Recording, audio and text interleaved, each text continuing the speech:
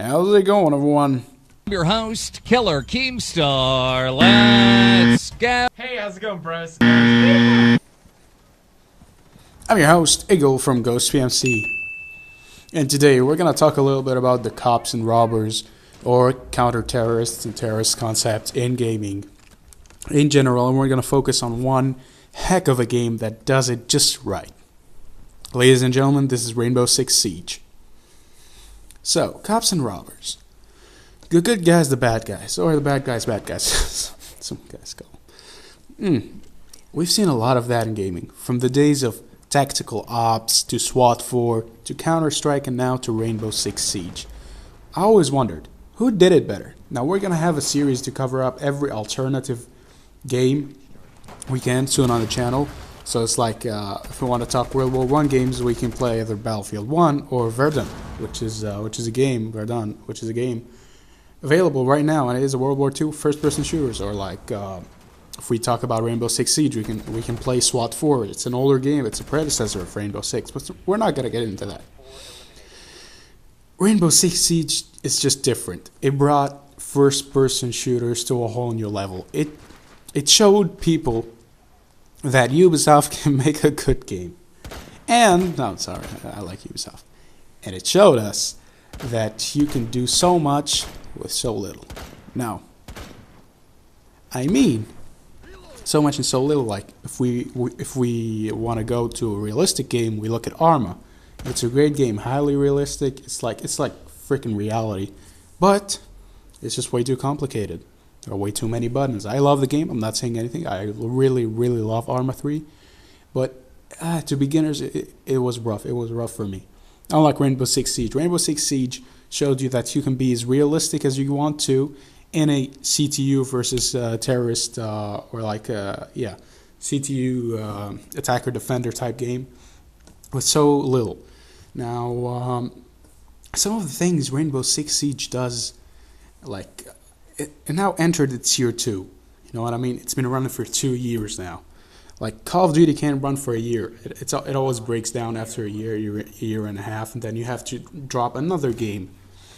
But Rainbow Six is now entering its 2nd year because it's successful. It's awesome. One of the greatest things it does is the DLC system. The best DLC system I've ever seen on a video game so far, if we take into consideration today's DLC, like the online DLC. Every freaking game you have to pay for a season pass. You have to pay another $50 to enjoy the game one more year. But Rainbow Six Siege just gives us updates. Now, they use fair play. Call of Duty and supply drops. Why isn't that fair play? Well, sir, because supply drops are random. You can't be guaranteed anything.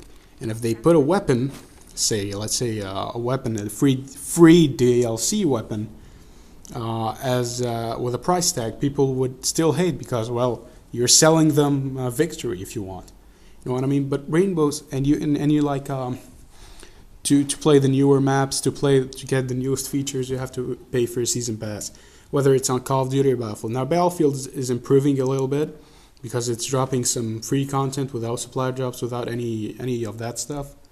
And it's soon going to drop. We're going to talk about this in another video. But Rainbow Six Siege just drops updates. And it gives you this fair system. It's like, hey, user, you want to get those new update characters? You're going to have to play our game more, and you're going to have to get more in-game currency. Now, a lot of people try to do that, but then some people just hide behind this thing. They're like, hey, if you want to play, like mobile games, okay, of course. They try to tell you, hey, you can still buy those awesome things with currency, but like it costs 600 gold and you get a gold every 50 levels. Like that's not fair. Rainbow Six Siege gives you a good amount of renown. It gives you a lot of ways to get renown, to buy the new characters, the weapons, anything. Like, you buy the DLC, you don't even have to buy the season pass to do this. You know what I mean? The season pass just costs $30, so it's not a big deal. You're not gonna have another $60 to pay or $50 to still be able to play the game. And the maps are free. You don't need to pay anything. You just get new maps. You get new places to play on. And there's nothing. Why can't other games do that? Rainbow Six did it, and it's entering its year 2. Like, if it wasn't a successful thing, let's say it wasn't getting them. It wasn't good. Let's say just it wasn't good. It wouldn't have entered year 2 with this system. They would have made something to get a bit more microtransactions, if you may. Now there are microtransactions in the game, but they're more of a skins, if you want.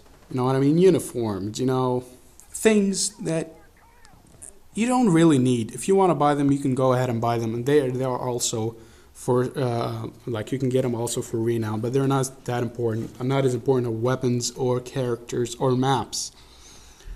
This game just took it to a whole new level, and I love how the game works. People love Counter-Strike, and I do.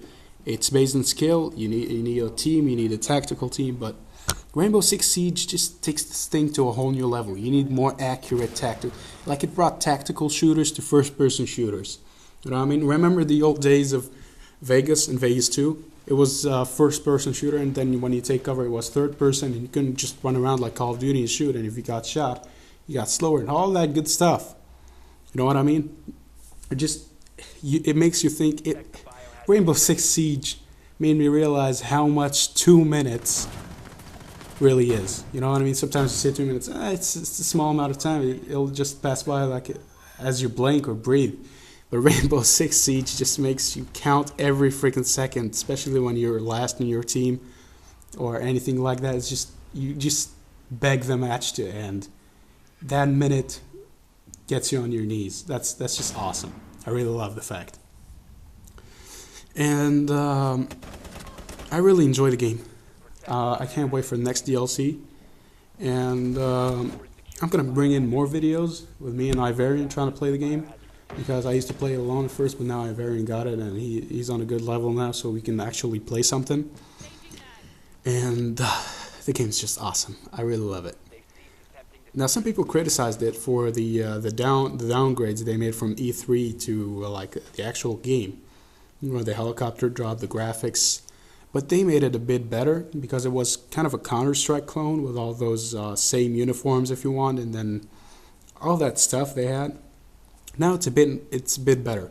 Like, if they dropped it like it was back then, I don't think it would survive. It would get repetitive. Like we saw Titanfall with this let's jump out of the ship at the beginning of the match. You enjoyed it. Oh, it's an interactive multiplayer. It's nice. It's a nice moment. Then you get bored of it and you're like, just jump out. I want to start shooting people. But overall, Ubisoft did a great job with this first-person shooter. I give Ubisoft that. They're a good company. They make some good games, but I never imagined a Ubisoft first-person shooter just rising to the top. I just never saw that. It's just awesome. It's awesome. I hope you guys enjoyed this video today. If you enjoyed this video, guys, please drop a like on it. Let's shoot for 10 likes. Ghost PMC now over 200 subscribers. I'll see you next time.